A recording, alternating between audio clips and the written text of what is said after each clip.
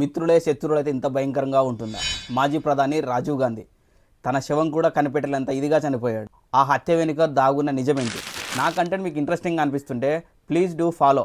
1987 కంటే ముందు తమిళులు శ్రీలంకలో వాళ్ళకి సపరేట్ దేశం కోసం పోరాటం చేస్తున్నాడు. LTTE chief Prabhakaran, Indian prime minister Rajiv Gandhi ఇద్దరు మిత్రులుగా ఉండేవాళ్ళు. ఎల్టీటీ ఆధ్వర్యంలో పోరాటాలు స్టార్ట్ చేశాయి. ఆ పోరాటానికి మద్దతుగా ఇండియా గవర్నమెంట్ వాళ్ళకి ట్రైనింగ్ ఇచ్చి ఆయుధాలు కూడా ఇచ్చింది. అన్నీ బాగానే ఉన్నాయి. 1987లో ఇండియా శ్రీలంక శాంతి ఒప్పందం చేసుకుంది. దాని తర్వాత పరిస్థితులన్నీ మారిపోయాయి. ఎందుకు అంటే ఆ శాంతి ఒప్పందం తర్వాత ఇండియానే అక్కడికి వెళ్ళి అంతర్యుద్ధం స్టార్ట్ చేసింది ఎల్టీటీకి ఆపోజిట్గా.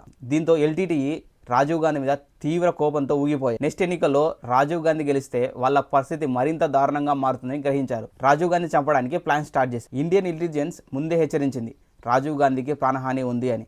బట్ రాజీవ్ గాంధీ అదంతా వినకుండా 1991 మే 21న రాజీవ్ గాంధీ ఎన్నికల ప్రచారం కోసం తమిళనాడుకే వెళ్ళాడు. ఆయన ప్రచారంలో ఉండగా నైట్ 10 o'clock అయింది. దాను అనే ఒక అమ్మాయి ఎల్టీటీ బాంబు వేసుకొని ఆయన దగ్గరకు వచ్చింది.